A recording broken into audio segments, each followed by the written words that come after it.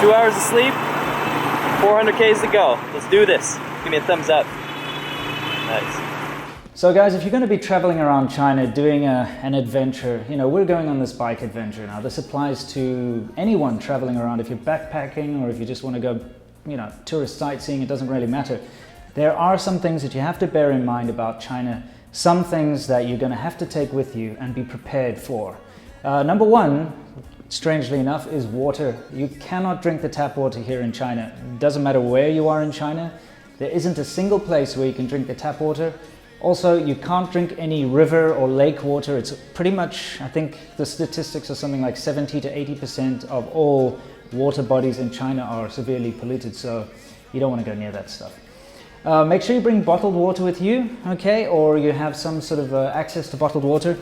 Another thing which is kind of weird is deodorant. Okay, now I prefer the spray-on kind because, that's the better kind. And you can't actually buy this anywhere except first-tier cities. So there are a few places in Shenzhen where I can buy this, like in sort of Hong Kong pharmacies that are there, but otherwise you just can't find it out in the rural areas. So if you want to smell good, make sure you pack this. Both C-Milk and I get this question all the time. People want to know if they can come here to China because they see our videos. They want to know, hey, can I just come to China, rent a bike and go on a tour, go on an adventure like you guys? The answer is no, unfortunately not. Because without one of these, a Chinese driver's license, you cannot drive a vehicle in China. It's incredibly frustrating. It took a lot of effort and time, both on C-Milk and myself's part, to actually get valid Chinese driver's licenses. And there's all sorts of rules. You need to have a visa that's valid for 6 months. You have to have a residence permit. There's all sorts of crap before you can actually apply for a Chinese driver's license. So it's not an easy task. And any place that's renting you a scooter, like out in Yangshuo or places like that, it's actually illegal. People get away with it all the time, but the thing is, if you do have an accident, if you do crash into like a farmer or something, or you get involved in an accident where somebody gets hurt, you're going to be in a lot of trouble and you're going to end up basically paying a lot of money. So just remember, you cannot drive or ride a bike or anything like that in China without a Chinese driver's license. Now, I always carry a first aid kit along with us, some basic things, some sort of anti-coagulant, actually it's a coagulant, not anti-coagulant, a coagulant, some bandages, typical useful stuff, disinfectant, things like that. Because, well, when you get out into rural China, it's actually quite difficult to find hospitals and clinics and things like that. Any, small town will have a clinic, so you can find them, but when you're out there on the road and you have an emergency, it's always a good idea to have this kind of first aid thing. Another thing is, when you're going out into, outside of the big cities in China, it is incredibly important that you take cash, Chinese cash, because credit cards are not accepted, especially in small towns. They don't even accept Chinese bank cards. The WeChat Pay thing that we love so much about China, get out into the rural parts of China, farmers and the little stalls and the little shops. Those places, if you're lucky, they'll accept it, but, and it'll be a personal, like, you just send me an amount over WeChat type thing, but most of the time they don't accept any kind of electronic payment, so make sure you've got cash on you at all times. And there's one other very, very important thing, because you're gonna have to stay in hotels, and in China, by law, you have to have your passport to stay in a hotel. So take your passport with you. If you don't have this, you will not be able to book into a hotel. It's just impossible. And also bear in mind that there are many hotels in China where foreigners are not allowed to stay. So basically try to pick bigger towns to stay in, because usually they'll have one hotel that's friendly for foreigners. Now, China's not a first world country, so you're going to have to pack a lot of different things that you might have easy access to back home. For example, if you go on a road trip across America or Canada or Europe, you'll be able to stop at any convenience store or supermarket and be able to pick up items that you're normally used to. So you can get toothbrushes and toothpaste and deodorant, like Winston was talking about. I don't use a spray-on kind. I use stick deodorant because I'm a man. But this is my favorite brand as well. Brought to you by Speed Stick. Don't you shake that camera. Don't do it. Again, bottled water, any soft drinks that you might want. These are often faked when you go to the rural areas. So actually, to be able to test for that, you can actually squeeze the bottle. If it has a good pressure to it, it's probably real. And I've seen a lot of bottled water and Coke and tea and juice where they recap the bottles and they'll actually be squishy and they won't actually click when you take the lid off. They've already been opened. So watch out for that kind of stuff as well. Another thing is medicine.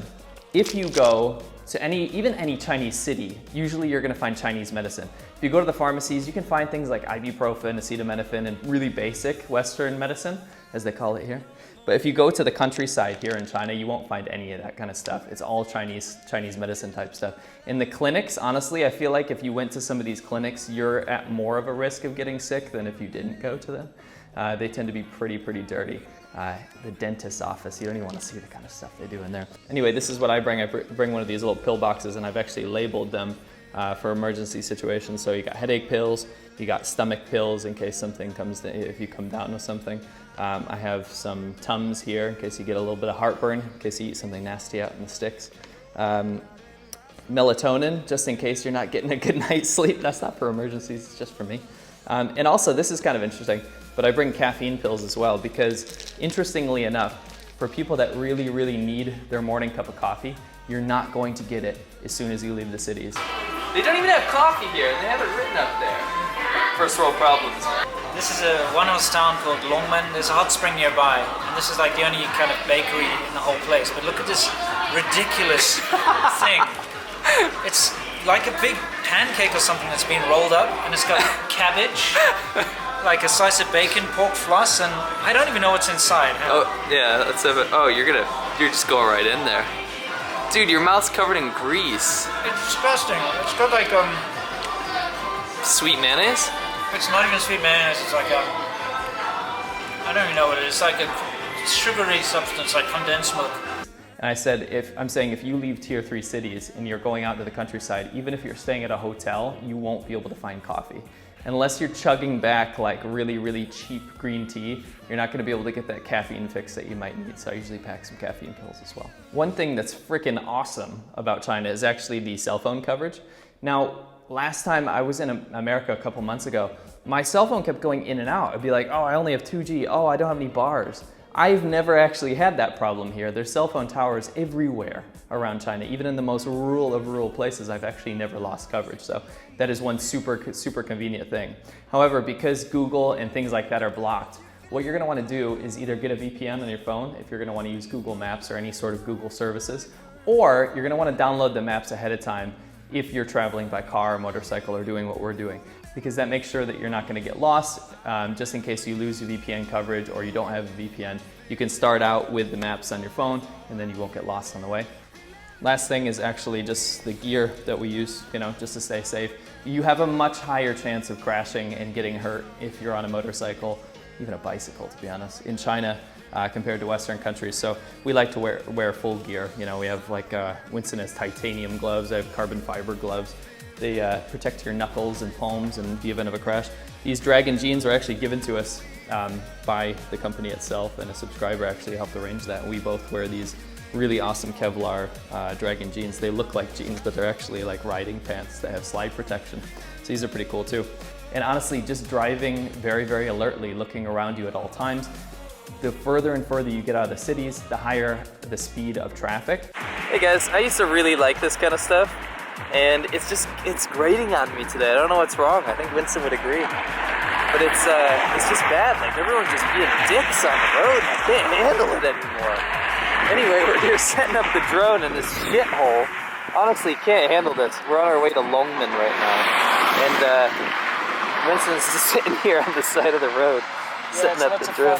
Absolutely love doing it. For all you guys wondering how we get our drone shots, basically, this is how it's done. You pull over and we go through a lot of shit. It has to be quick and dirty as well, because, people get suspicious and can cause trouble. So, we basically want to get the drone out, get some footage, pull over, pack it away, get out of here. And also the more trucks and really dangerous stuff out there. So you got to be really careful when you're riding out in China. So C-Milk, is there anything you'd like to say to our subscribers before we finish this episode? Well, I think it's super important that you guys stay prepared if you come to China. It's a super fun place, but it can be a super dangerous place, especially if you're on the road like we usually are on motorcycles. But whether you're prepared or not, I hope you remember to like, comment, and subscribe. And whether you're a Boy Scout or a backpacking hippie, doesn't matter, we love you all the same. So remember, as always guys, stay awesome, and dreadlocks aren't cool.